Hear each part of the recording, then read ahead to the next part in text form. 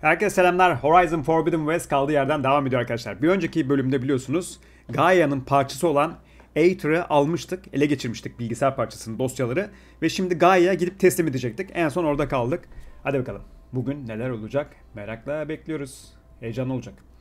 Evet kardeşim, bu arada lütfen abone olmayı, destek vermek için bildirim zilini açmayı, beğeni butonuna basmayı ve yorum yazmayı da eklemeyi de unutmayın kardeşlerim.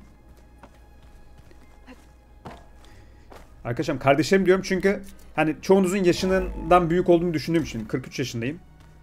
Muhtemelen tabii ki benim yaşımda olan takipçilerim de var. Ben de yani birçoğu benden büyük olduğu için o yüzden abilerime de selam gönderiyorum da. Evet. İyi hadi bakalım. Gaia'yı şimdi Aether'ı teslim edeceğiz ve bizde konuşması gereken çok önemli bir şey varmış. Bakalım görelim. Önce bir teslim edelim.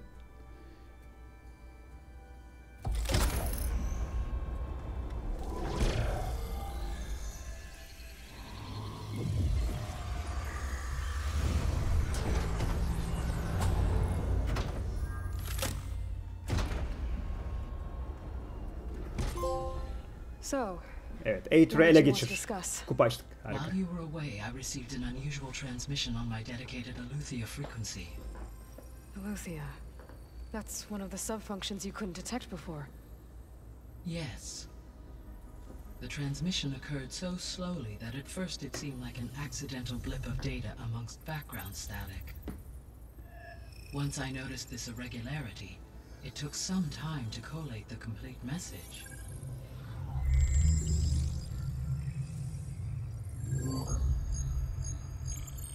Coordinates. İmdat. Where does it lead? To a mountain to the northwest of this facility. Evet, bir SOS sinyali aldık. Yardım sinyali.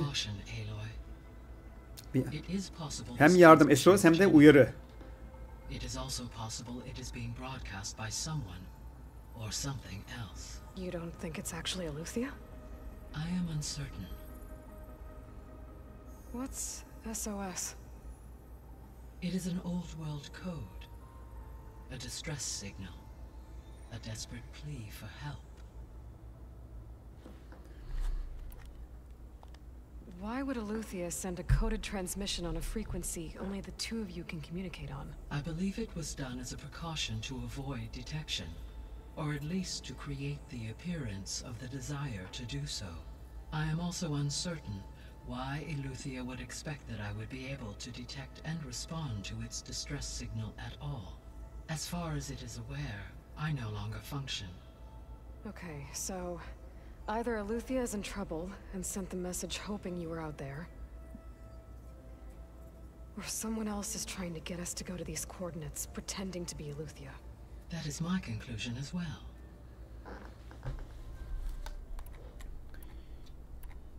Bir bakacağım. Evet, şimdi koordinattaki sinyallerin geldiği dağ tarafına gideceğiz. Tepeye doğru gideceğiz. Yani en azından gitmek istiyoruz. I concur that you should not investigate this alone. What if it's a trap? Of course it could be a trap. But if it really is Aletheia, then it's in trouble and I need to bring it back. Evet. Don't worry. I'll be careful and We're coming with you. Aynen, birlikte gidelim ya, bir tek başımıza kız halimizle. Go grab your things. Evet, sonunda başardılar. Hep bizimle gelmek istiyorlardı. In case you need to upgrade your gear.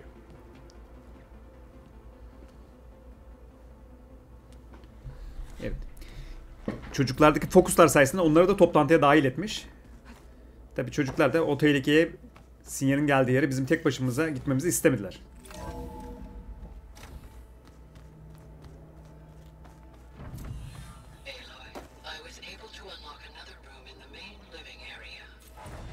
Good to know. I'll check it out when I can. Evet, şimdi. Şöyle alınacak bir şey var mı? There it is.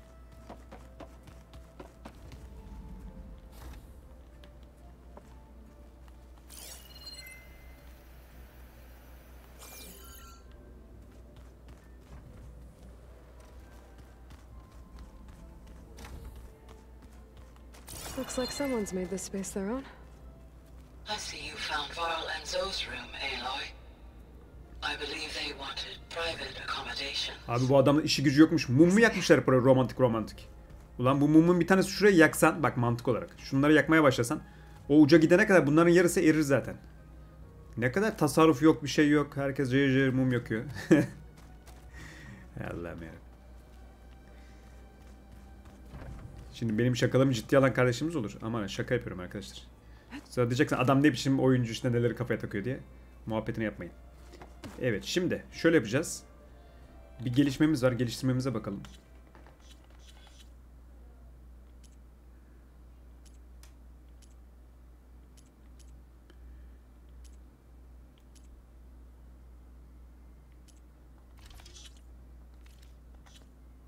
Evet, yeteneklerimizi bir harcayalım arkadaşlar. Güzel yetenek yaptık. Şimdi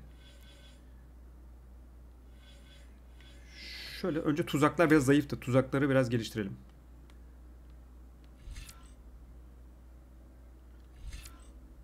Neymişmiş? Tuzak sınırı.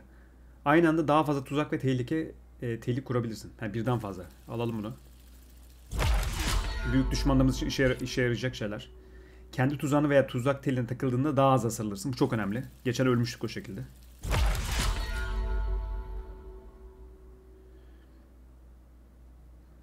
Bu da karanlığını güçlendi ve element hasarına karşı daha fazla direnç kazanarak element saldırılarının birikimini etkili olarak kullanabilirsin. Bu önemli. Bunu alıyoruz.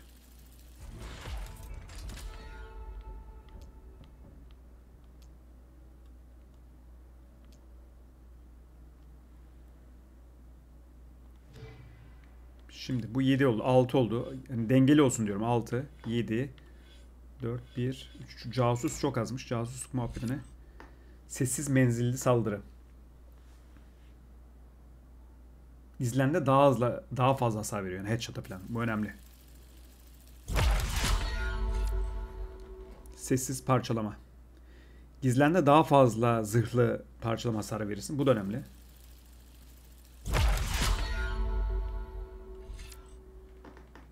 Daha sessiz hareket eder. Düşmanın tespit edilmesi daha zorlaşır. Evet. Düşmanların sen fark etmelerini zorlaştırır. Tamam bunu da alalım. Bakın bu açıldı. Bir daha sefer bunu alacağız. Cesaret patlaması diye bir şey alacağız. Şimdi ne oldu? Daha dengeli oldu. 6, 7, 6, 4, 6, 3. Bunlar demin 1'di. Şu 1, 2 idi. Görevler. Şimdi görevimiz. O bir ses geliyor ya arkadaşlar. Yankıların Beşiği adındaki sinyale gideceğiz. Gaia görünüşe göre kayıt as işlemlerinden biri olan Eleuter'ı gelen bir imdat çağrısıyla Aloy'la bize işte bildirdi. Şimdi bunun arkasından o yardım sinyalinin peşinden gideceğiz. Umarız bir tuzak falan değildir. Robotlar tarafından. There she is. You ready to head out? Hazırım. Daş gibi değilim. Let's go. Look at us. 3 battle-hardened badasses. Aynen. 3 silahşörler ya. 3 silahşörler. This ought to be good.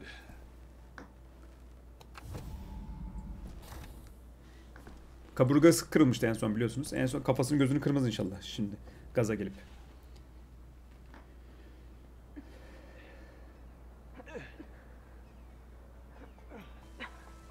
This distress call had to be up a really steep mountain, huh?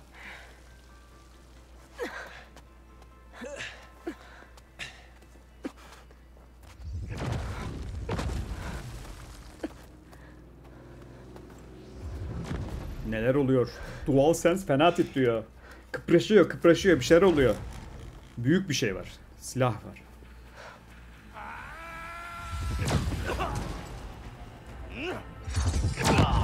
Hatırlıyor musunuz?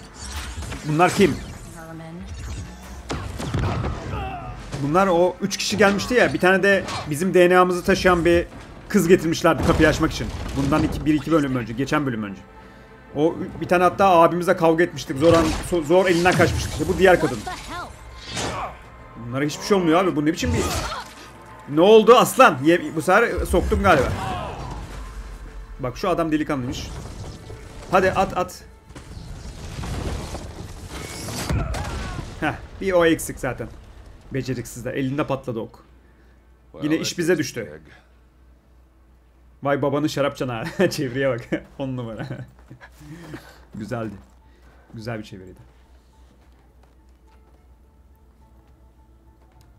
Burrow, see if there's anything over there. On it. We'll check out the battlefield.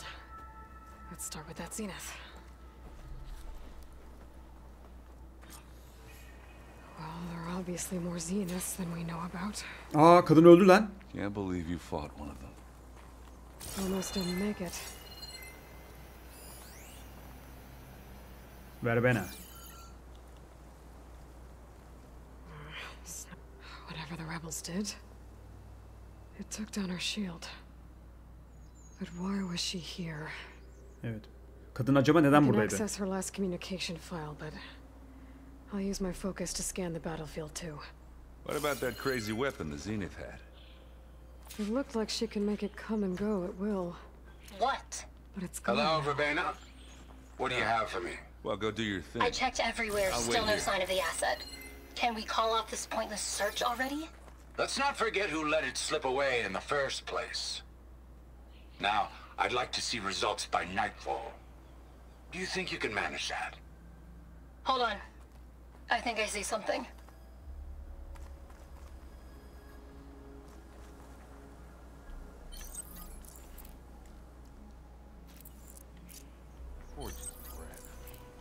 What a mess. Buraya üretim için malzeme lazım arkadaşlar bize.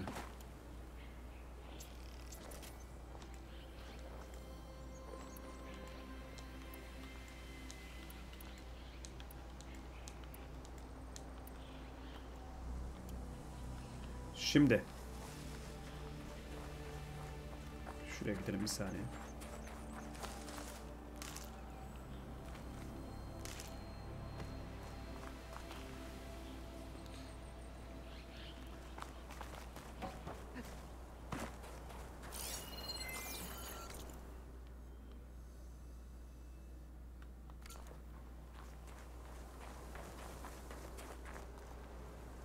You done looking around? Almost.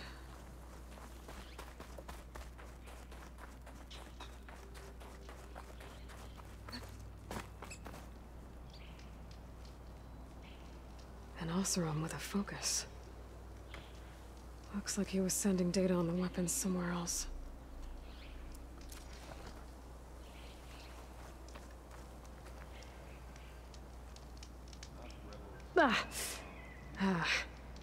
Weapon's still hot. I need to know how it worked. But I'll have to check on it once it's cooled off. Abi bir sürü kar var orada. Atalım üzerine kar. Hemen soğusun.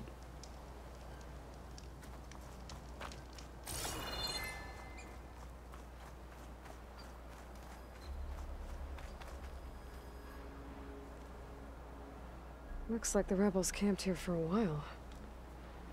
Are they watching this area? Evet, asiler burayı gözlemliyormuş gibi görünüyor. Kamp kurmuşlar.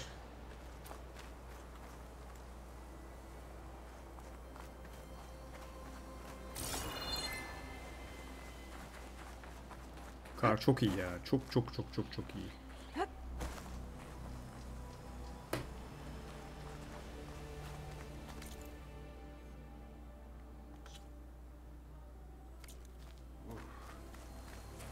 That's kind of chilly.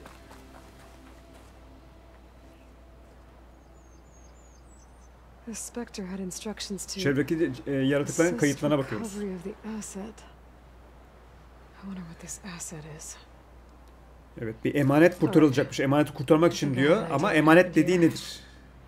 I better get back to Erend. Bizim burada emanet dedim mi belli ne oldu.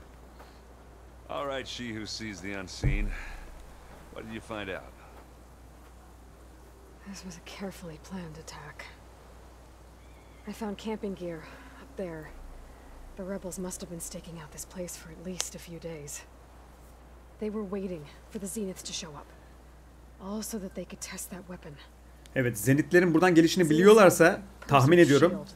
O zaman Zenitler burada bir yerde abi. Demek ki bu kadının buraya gelmesi için bir neden var, bu tarafa gelmesi için. It was probably just a prototype. I've known tinkers that do that. Do a little trial run before breaking out the real thing. Well, I guess it's still a work in progress, if it blew up. She was searching. Aynen dediğim gibi ellerine patladı. Her drone had instructions to recover something called the asset. The asset? Is that the sub-function thing you said could be here? Eleuthia? I'm not sure. Come on, let's go talk to Varl.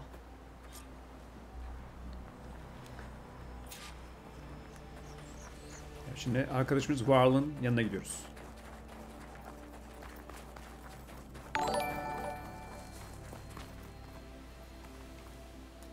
Ne buldun? Aşağı doğru kayacağız mı? That's a long way down. Evet, genelde öyle olur. Tunneled straight down into the mountain. Looks recent. Whatever it was, it must have been powerful. That Zenith the rebels killed was looking for something called the asset. Asset, I don't know emanet. what it is, but my guess is it's somewhere down there. All right, so we head down. Siz Aaron, kalıyorsunuz. stay here and stand watch. That Zenith isn't the only one of its kind. I don't want to be caught by surprise if the others show up. Contact us by focus if you see anything. Okay. Any trouble shows up, I'll call you. Diğer o ölen beyazlı kadın vardı ya, Zenitler. Onların diğer arkadaşlar yani diğerleri tek değil. Onlar gelirse haberimiz olsun dedi. Çünkü Sakata'ya geliriz abi. Ben yürüye gitmem. This easy?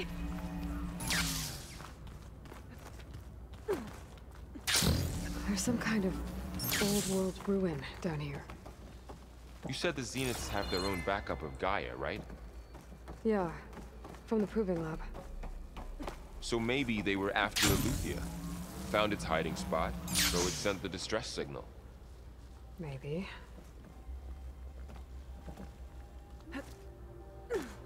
Oraya gideceğiz arkadaşlar. Ona gitmeden önce bakmak istiyorum.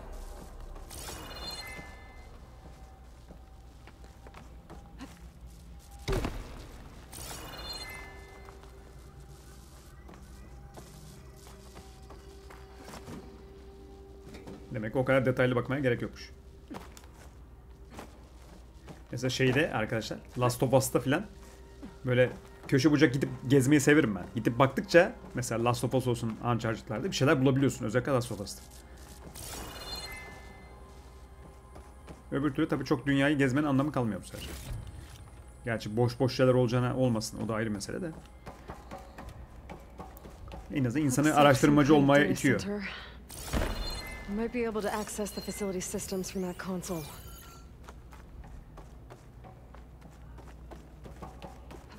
Evet, şu konsoldan girişe ulaşabilirim. Bu neymiş abi? Aa.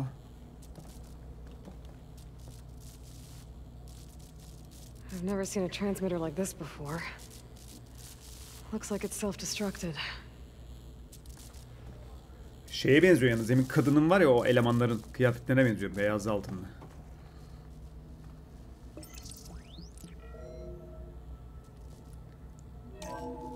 This was a Far Zenith research lab. It looks like a lot of data was beamcast from here recently. From that device nearby. Evet, şimdi tesiste emanet arayacağız. If it was ever here, then probably. But then why were the So, Zeniths still searching for exploring another the Far asset? Zenith ruin. At least this one doesn't seem to have giant killer machines. Or anything you can blow up.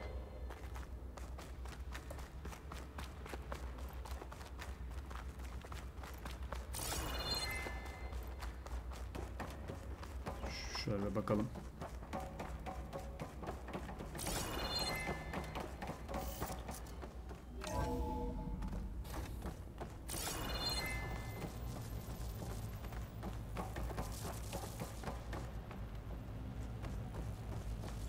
All this stuff.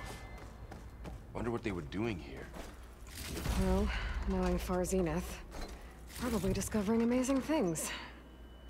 For their own benefit. Yeah, that sounds about right.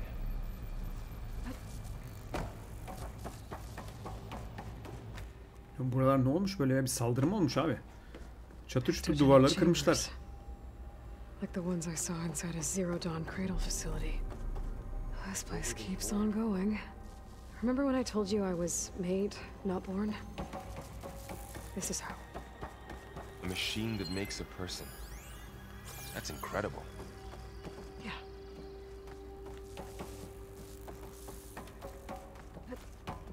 This place is huge. Some kind of storage room, maybe. Depoya Maybe the benziyor asset burası. is in here somewhere. If it is, somehow the Zenith couldn't find it. Let's look around. So, how is Erend taking all of this? Really? Well, Gaia, the Zeniths, the Focus. It's a lot. But when I caught up to him in the Daunt and said you needed our help, he dropped everything and turned around. Well, he's loyal. That's for sure.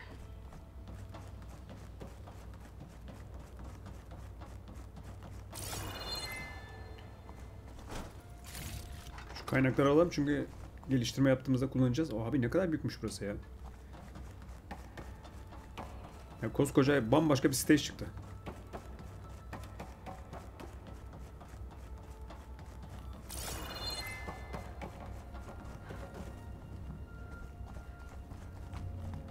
Kaynakları toplayalım. Olur abi, bir şey olur. Bir düşman gelir. Sonra hepsi burada kalır. Kaçarız.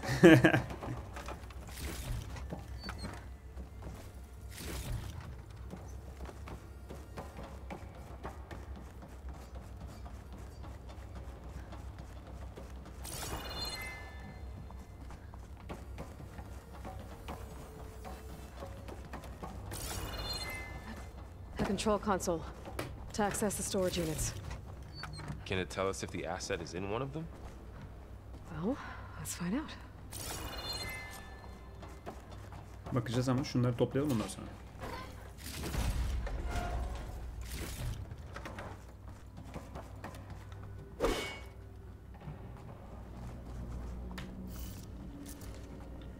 Bir lootlamamızı bitirelim.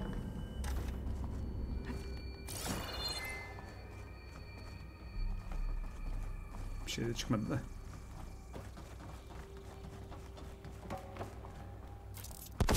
Ah be. Yanlışlıkla bastık.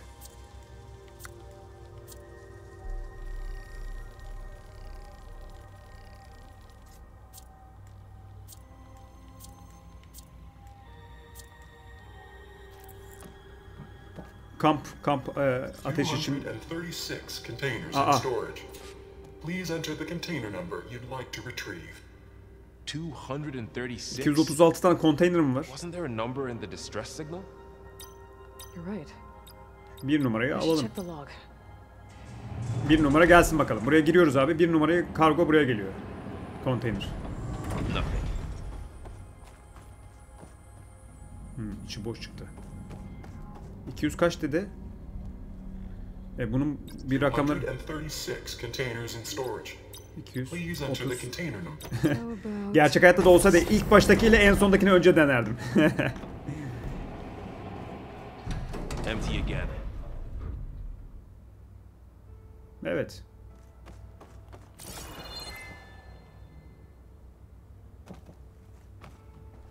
...236 tane konteyner ha. 236 containers in storage. Please enter the container number you'd like to retrieve. 007 James Bond. Okay, let's try this. Nothing. What about that number in the distress signal? Mantıklı.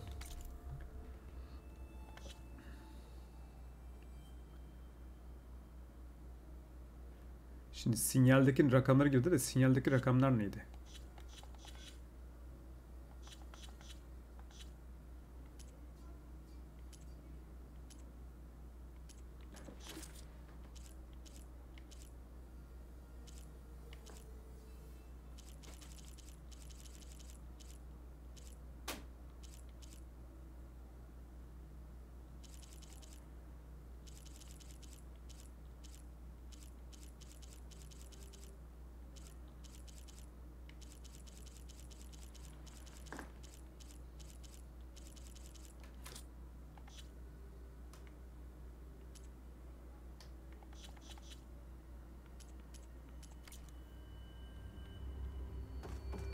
Oğlum koduna koyayım ya ben. Kodun. Ne ki kod? 2, 9, 7.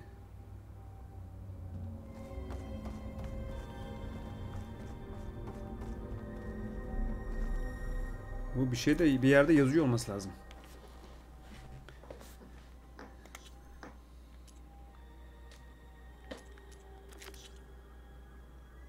Kodu gir.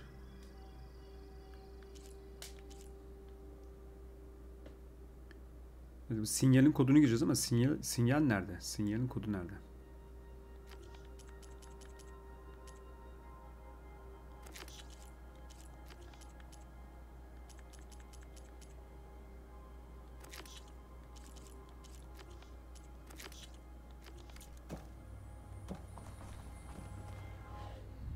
$236 containers in storage. Please enter the container number you'd like to retrieve. Maybe this one. Değil tabii. Şeyi bekliyorum arkadaşlar. Oyun bana söylesin diye bekliyorum. Hani çocuk bıkar da söyler diye.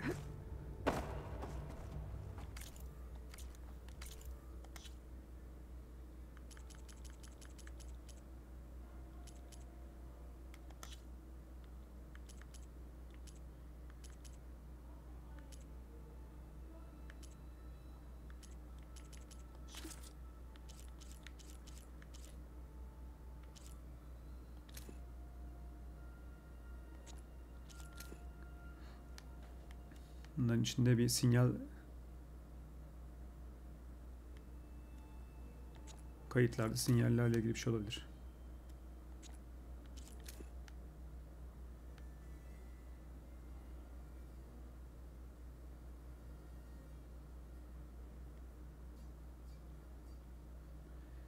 Ses yalıtım alanı dışında 150 desiber. Ne bu ya? 170 desiber. Bu ayrı.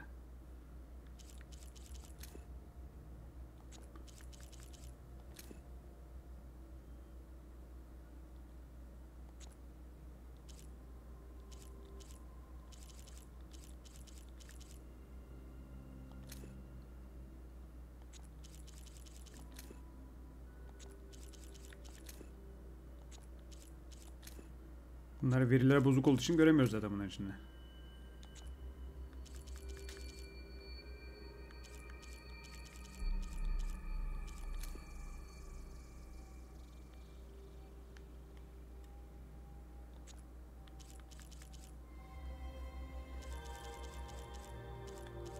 Ha, imdat çağrısı.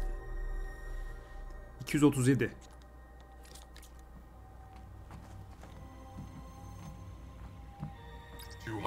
$236 containers in storage. Please enter the container. Yani 236'sını da deneseydik olmayacaktı yani.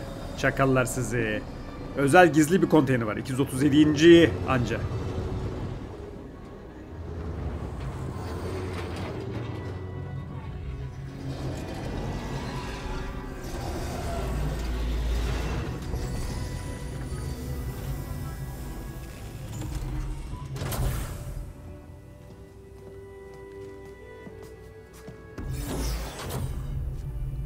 Ha, o kız işte, hatırlıyor musunuz? Bizim DNA'mıza sahip bir kapıyı açmıştı kız. Bundan geçen önceki bölümlerde. Bu bizim kardeşimiz olabilir. Aloy. Bu sana çok benziyor. It's you. Vallahi kusura bakmayın da şu kız daha güzel öbürsünden, bizim kızdan ya. Abi bu saçlar at gelesi gibi. Hani abi saçlar aksiyon için uygun değil bizim saçlar. Daha kısa, daha aksiyonlu saç lazım bize. Hello, Elizabeth. Apologies, I don't know what else to call you. My name is Beta. I'm afraid I must be brief. I only have a few minutes before my keepers discover I'm missing, and I still need to remove this implant. I had hoped to find shelter with you, but if you're viewing this, I may be dead. Be careful when you take on Farsiness. They are ruthless, and they have Eleuthia, Artemis, and Apollo now. But at least I don't have the Gaia kernel to merge them with.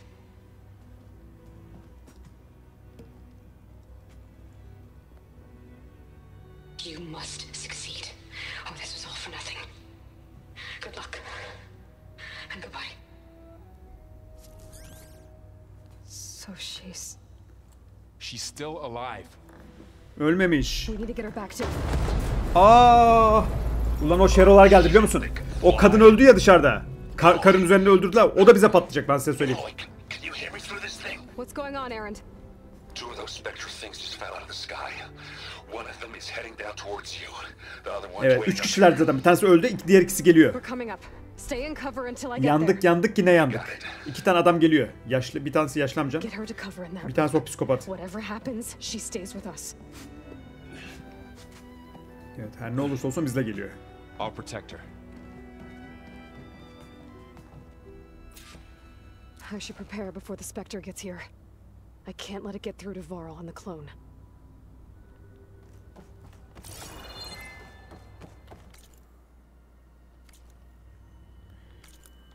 Şimdi.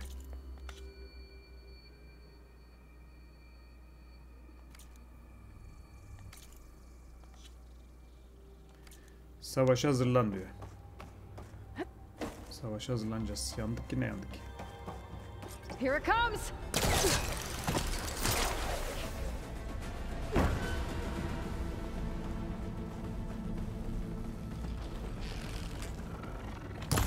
Ooh, ugly one, aren't you? Ben de sandım diğer arkadaşları geldi.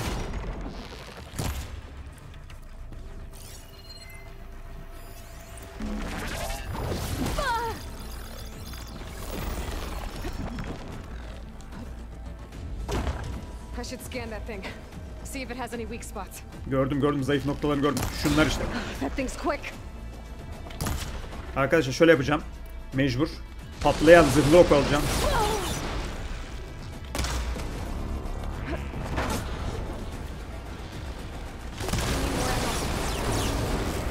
Evet, kabuğunu yavaş yavaş patlatıyoruz. Aa, cephanem yok. Şaka yapıyorsun ya. Üretemem mi? Vallahi yok. Billahi yok.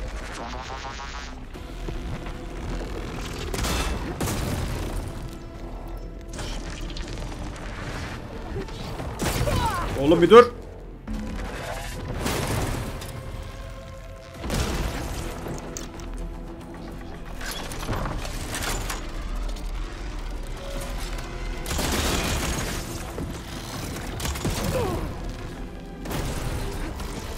Sağlık basıp duruyoruz ama bakalım. Şu elektriklisinden vereceğim abi bunu.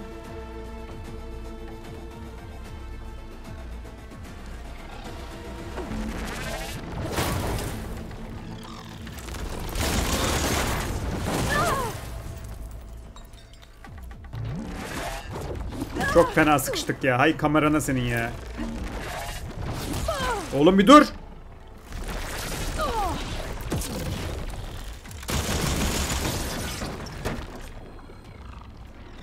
There. Oh be. Are you okay, Aloy? Yeah, I'm heading up top. Stay down here with the clone for now. Got it. I'll follow once the coast is clear.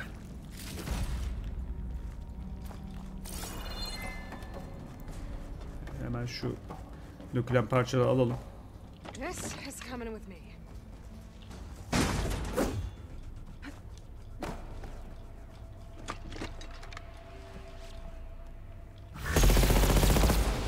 Oy oy oy oy. Bu iyiymiş bak.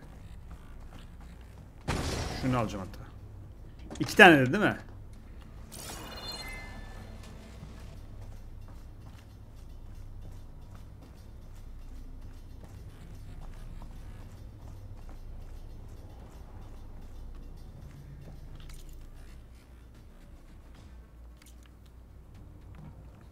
Bunu bırakayım. Bununla koşulmuyor çünkü yanarız.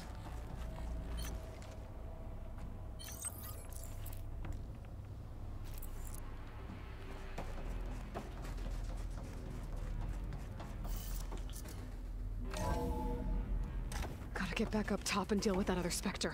I just hope Aaron stays in cover.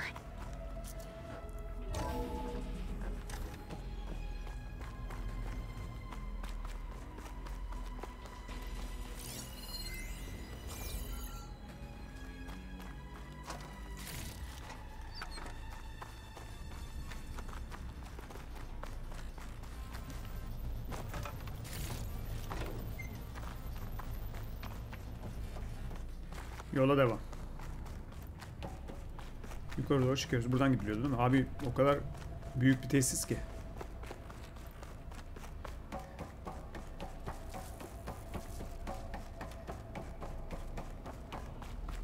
Aloy! Errand!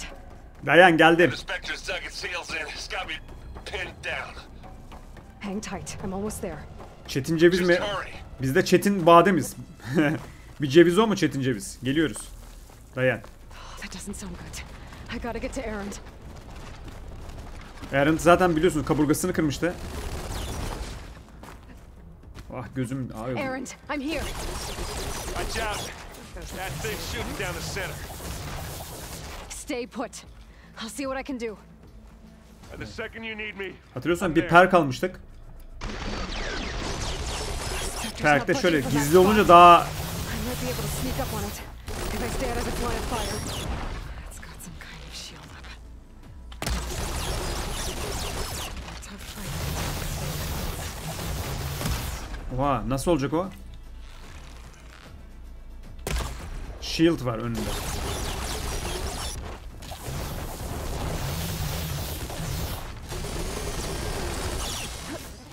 Yandan saldıracağız abi, başka çaresi yok. Yo. A heavy weapon. That can help.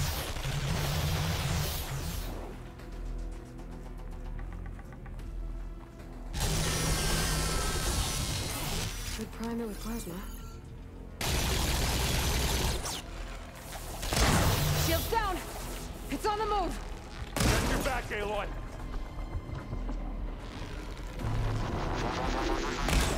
Let's get into this. Here we go. Aloy, get out of there. Oğlum bir dur. Come on. Aloy, need this.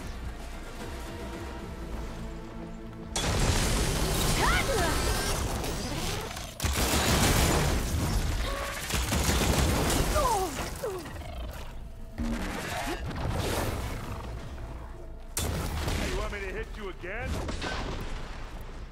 Şimdi.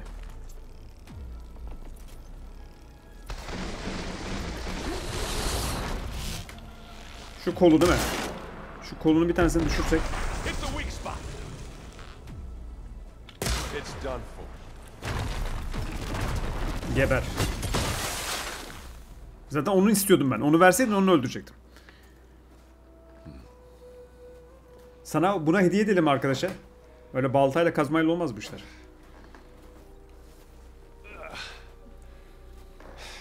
Aloy, she's... Look, I swear I'm not drunk, but right now I'm seeing double. Long story. But it'll have to wait. Yemin ediyorum diyor kafam güzel değil ama diyor çift görmeye başladım diyor. Double görüyorum. Right. Yeah. Şifacı dediğimiz doktor yani. Waiting for that. You two go on ahead. I need to take another look at that weapon.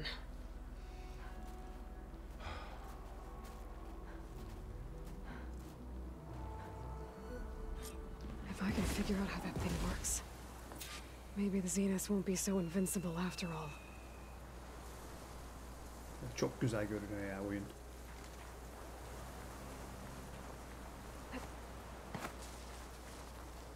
Gotta be prepared.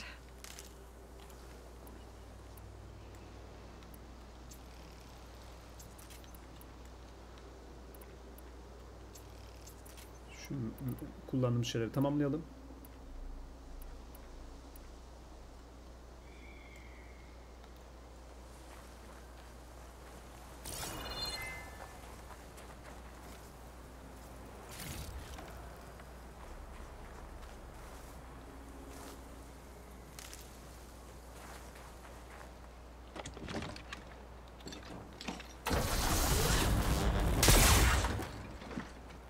Robotlardan güzel güzel silahlar düşüyor.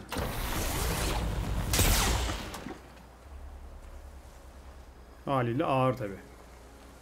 Yani avantaj sağladığı kadar dezavantajı da var.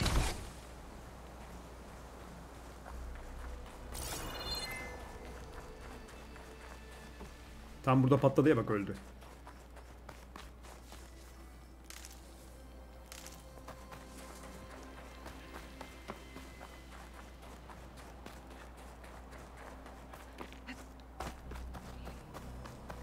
Evet, şu silah soğumuştu. Çok sıcak diye bakamamıştık girerken. Şimdi datalarına bakabilirim. Damn it.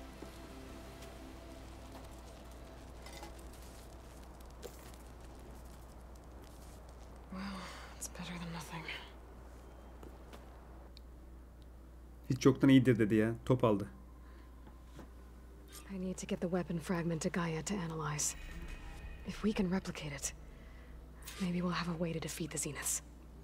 I should check on the clone too. Varl, where's our guest?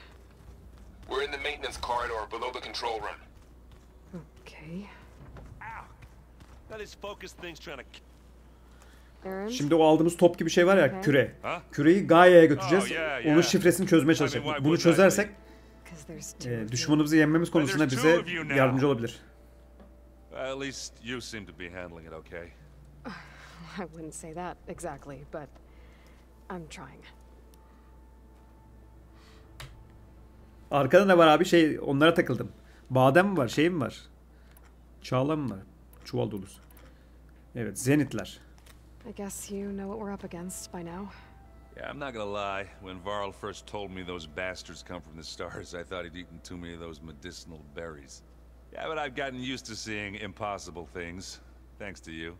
I just wish they weren't always trying to kill us. Yeah, you and me both. I see Varl gave you a focus.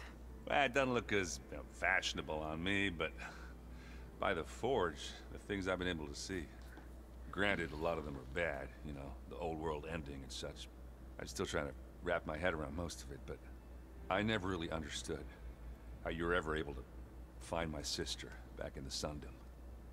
And now I do, sort of. It makes me feel like I could be useful, you know? It takes some time, but yeah.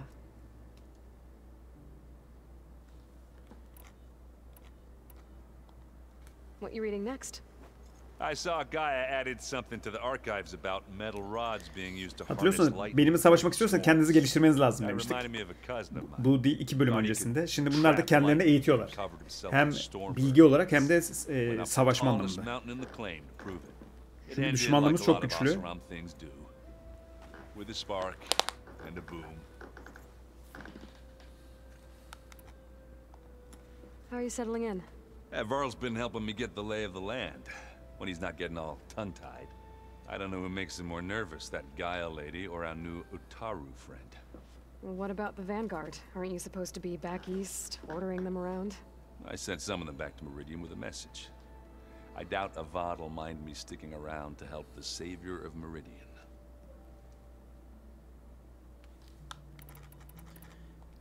I have to get going. Don't go causing too much trouble. Merak etme.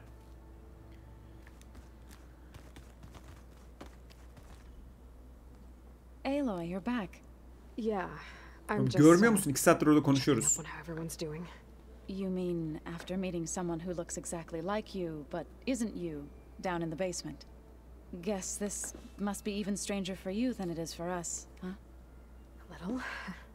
Varl said she may be able to help us in our mission, though. Maybe. Evet, misafirimizden bahsediyor. I need to get going. May the land bloom in your steps.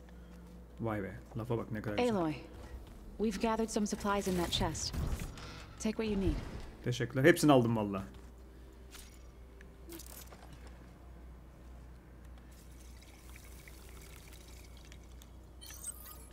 Şöyle hemen. Bitince kaynak yok dedi.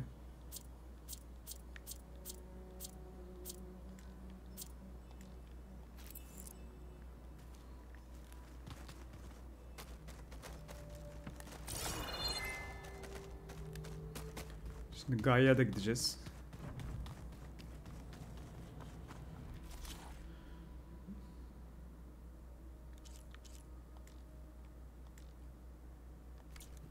Bu hack üretme. Hangi hayvana bineceğimiz konusunda bize eğitim buluyoruz, öğreniyoruz. Looks like Gaia was able to unlock that door. Gaia, what was this room for? This was intended to be a recreational room for control center operatives. I have repurposed the displays to track Regala's activity in the region. I have to get the weapon fragment to Gaia first. And Ben de onu arıyorum zaten. Gaia'nın girişi burada. Şu silahın içinden çıkan küreyi gidip Gaia'ya verelim bakalım. Ah be ablacığım. Eyvallah. Bu arada şunu da demin de görmüştüm de.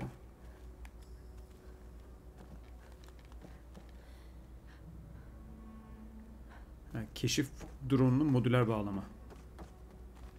Aloy. Efendim. I see we have a new guest. So now we know the origin of the transmission. yeah, Evet, gelen sinyalin ana merkezini öğrendik. the weapon it was part of somehow stripped Zenith of its shield, but it malfunctioned and blew up. If we can recreate the weapon and improve it, maybe we'll gain the upper hand on the Zeniths. A moment. I will scan it. Evet, dedik ki parçayı öğrenebilirsek onların o silah, patlayan silah vardı ya, o silahı üretebiliriz ve Zenith'lere karşı savaşabiliriz. Comparable to Zenith technology, but not how it worked. Did the explosion corrupt the data? It was only a catalyst. The moment the weapon malfunctioned, it appears a command executed to purge all data within its core. Ostensibly, this was to prevent the weapon's secrets from falling into enemy hands. Whoever designed this weapon knew how to cover their tracks. Silence. Evet, silah patladığında yandığında içindeki data da yandığı için şu an hiçbir veri alamıyoruz. He's not gonna cooperate with us. Well, it was worth a shot.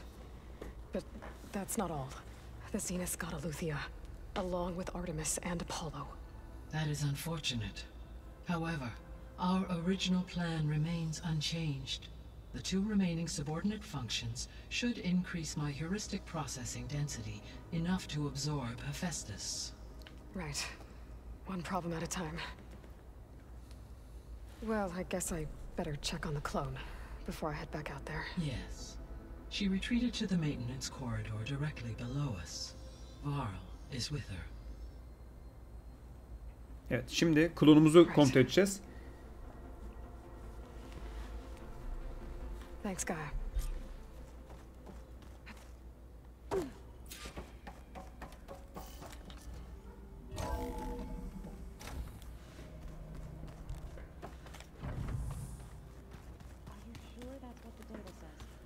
Altımızdaki dinlenme odasındaymış. Oğlum kızı buralara mı attınız böyle yosunu mosunu pis yerlere? Aloy. Glad you made it back okay. Aslanım ya nasıl koruyor bak kızı. Bize benziyor ya. After waking up and stumbled down here. I thought it best to wait for you. I'll talk to her. Hello? Biz her şeyi normal karşılıyoruz zaten. Onu ilk gördüğümüzde bile şaşırmamıştık. Kızımız Aloy öyle bir hiçbir şeyine takmayan bir tipi var yani. It's Beta, right? My name's Aloy. Yani alfa. Sen betaysan ben alfayım. Is it your injury? Simulacrum withdrawal syndrome. I don't understand. Sudden removal of a neurologically integrated data device. The brain, especially the cerebellum, goes into a kind of sensory freefall. Everything real feels unreal. Distant. Is there anything that can help? Do you have a focus to spare? It's primitive, but I can make it work. Yeah. İlkel mi? Oğlum bizim elimizdeki en iyi teknoloji Focus zaten. Diyor ki o ilkel bir teknoloji ama belki bana yardımcı olabilir diyor. Booting up. Oh be bu kadar mıymış? So, Aloy, I suppose you want information. Bol About you and miktar. the Zeniths? Yeah. Why are they here? What do they want? How did they get you? But let's start the beginning. I'm guessing they faked the destruction of their ship 1,000 years ago? That seems consistent with their behavior. They wouldn't want to be followed. So far, Zenith established a colony world after all. Yes, for a few hundred years, but it didn't last. Some sort of natural disaster rendered it uninhabitable. Okay, so The descendants of Far Zenith escaped a dying planet, and now they want to claim Earth for themselves? Not their descendants. What? Not their descendants. It's them. The same ones who left Earth 1,000 years ago. You didn't know? How can they still be alive? They don't even look... What did they do to themselves? I believe it's a combination of pharmaceutical, cellular treatments, and technological implants. And you? Does that mean that you're... I'm not like them. I was made. On the way to Earth. Yani bu da bizim gibi robotlar tarafından yaratılmış. I spent years studying in my training interface, so that I could serve my function. Access and control of the terraforming system. But why? What do the Zeniths want with it? When I discovered the Zero Dawn system had disseminated into its subcomponents, I thought my purpose was to fix it. But I don't think the Zeniths want that at all. I think they want to wipe Earth clean and start over. O adamlar vardı ya arkadaşlar. 3 kişilerdi bunlar, beyazlı. Bu kızımızla birlikte gelmişler daha önceki bölümlerde. Hatta yanındaki kadın ölmüştü yukarıda. Karın üzerinde. Demin oyun bölüm başında. Şimdi onlar arkadaşlar Zenitler dediğimiz yani. Bunlar daha önceden yani insanmış yani. Dünyadan kaçan insanlar.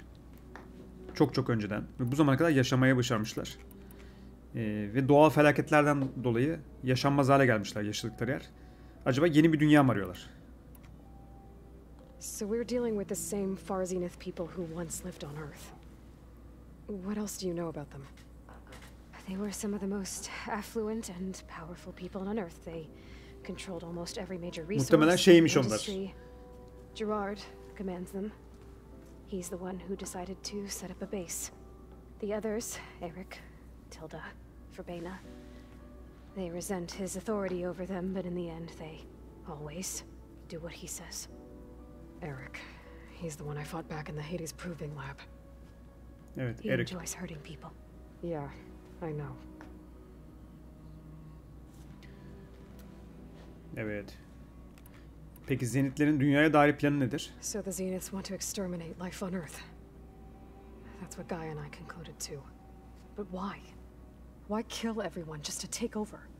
When they took me on missions with them, I saw how they butchered the tribal people we encountered. They didn't seem to care about a rejuvenated Earth, so I concluded that they must want a hard reboot of the system. Then they can redesign it to be exactly what they want. Mass extinction for their own comfort? Who thinks like that? Well, without their Gaia kernel, they'll have a hard time doing that. Evet. Dünyayı hiçbir şeyle ilgileri yok. İnsanların ölümüyle ölmeleri de hiç umurlarında değil. Sadece dünyayı ele geçirmek istiyorlar. Sıfırdan dünya yaratmak istiyorlar. O kötüler. Off the coast, I think. Whenever I had to go on missions, I was transported inside of a Spectre drone. I couldn't see anything outside. But I did overhear the Zeniths talking about it once. They were discussing setting up a perimeter energy shield to repel the local fauna. I'm certain they have other security measures. Spectre patrols, machine lures. It must be impregnable. What's inside the base? Launch facilities, so they can shuttle back and forth to their ship in orbit. Plus infrastructure to gather materials and fabricate anything they need. Are there more Zeniths than the ones you met? I'm not sure. I suppose there must be more of them in the base or back on the ship. For all I know, there could be more of them out in space. Other survivors of the colony. Evet.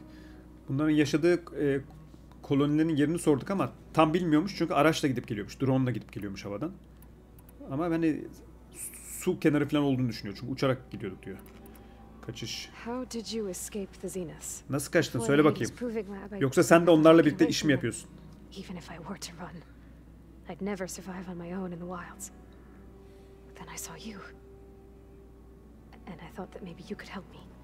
O yüzden bize sinyal göndermiş. So when the Zeniths pinpointed Eluthia's location in the biomedical research facility, I saw an opportunity. İyi yapmışsın. All right, I think that's enough for now. Kökenlerine inmeyeceğim artık. Want to come upstairs or so how long? You know your plan. How long before Gaia's fabricated a machine army to defeat the Zeniths? How did you know? Optimal strategy, so? Well, I still have to get 2 more subordinate functions before Gaia's powerful enough to absorb Hephaestus. What? You don't have Hephaestus already? Guy is still figuring out how to capture it. It's not confined to a single location. Of course not. You didn't even know who the Zeniths really are. You were supposed to be further along by now. Coming here was a mistake. They're gonna find me. They're gonna find this place and take me back. Ulan sus. This was all for Uğursuz. nothing. They're not going to find Şom ağzını açıyorsun. Guy is using Minerva to mask our location. What difference does it make? You're too far behind. We're never going to beat them. Everything. Everyone. They're gonna die. Hey. Calm down. You're here now, right? So is there anything you can do to help? I have certain knowledge sets. And given your state of progress, expertise you probably lack. Geoengineering, of course. Computer science, physics, biology, chemistry. Okay. Well, see if you can do something with that. Talk to Gaia. I'll check on you later.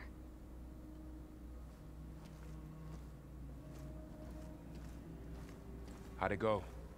Her injury's not that bad, but I think she regrets coming here. Feeling might be mutual. I'll come back later and talk to her. See if I can learn anything.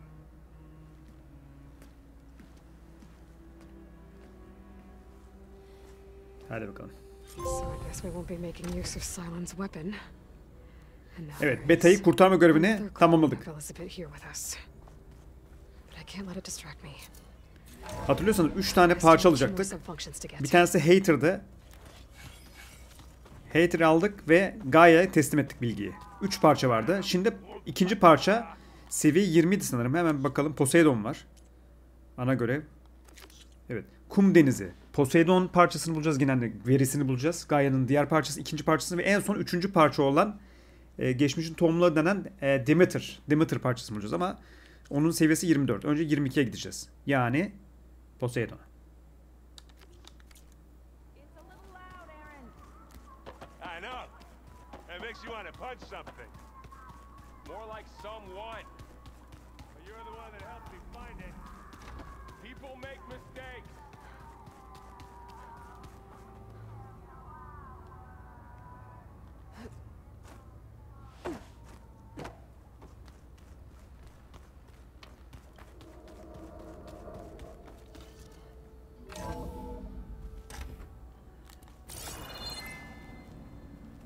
Geldim arkadaşlar, bir şey olmasın çevrede. Heh, varmış bakın. Looks like some kind of storage room.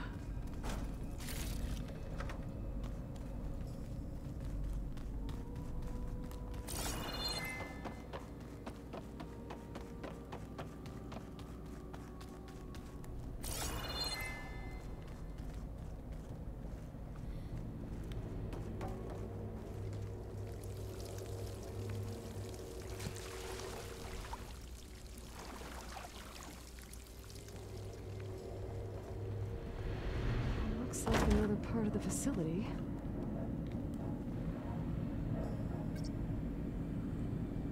Ben nereden bulayım? Nereden bileyim bunu? Burası da gizli yer bulduk ama buraya tekrar geliriz. Bir kod mod bulursak.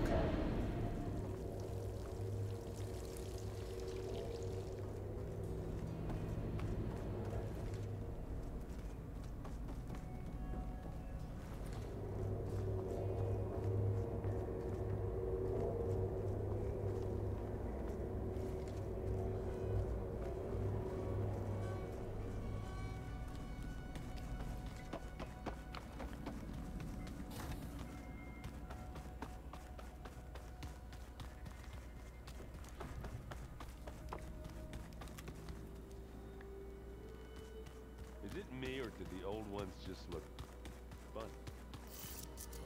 Oh,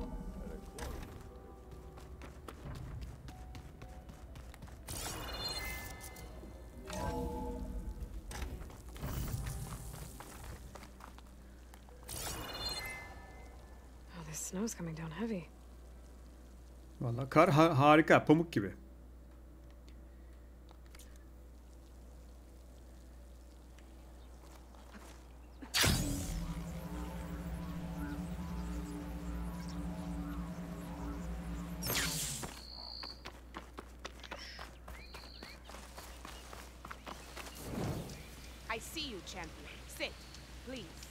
Ne demişler? Her zaman manuel kayıt yap.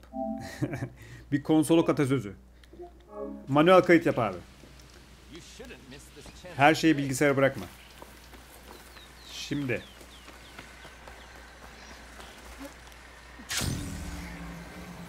Aloy, it's Kotalo.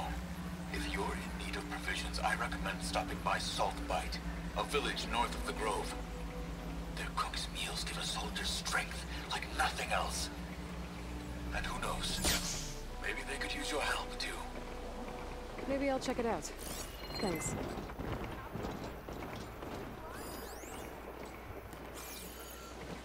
Race? They definitely don't sound like rebels.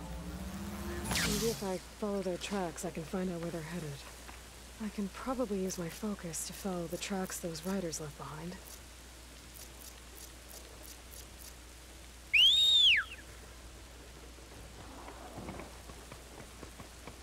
Hoş geldin.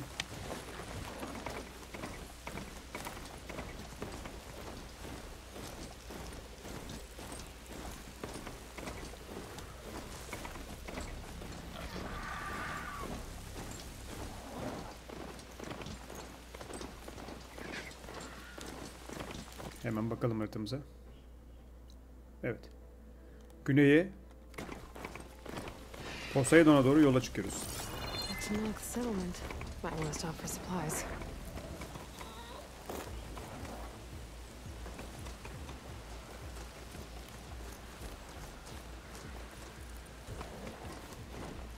Abi bir dakika. Burada demin telsizden söyledi ya, köye gelip şey yapabilirsin. Malzeme. Çünkü bomba kurmak için falan arkadaşlar ihtiyacımız var. Bazı malzemelerimiz eksik. Buradan alışveriş falan yapalım. Her şeyimiz... I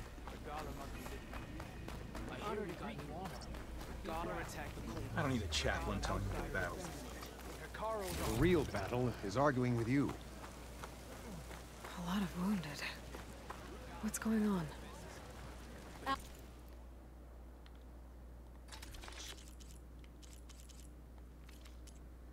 Kaynaklar, şifalar. Will you trade with the Tanakh? Are you certain there's nothing? Outlander. Stand strong. Şunları toplayalım.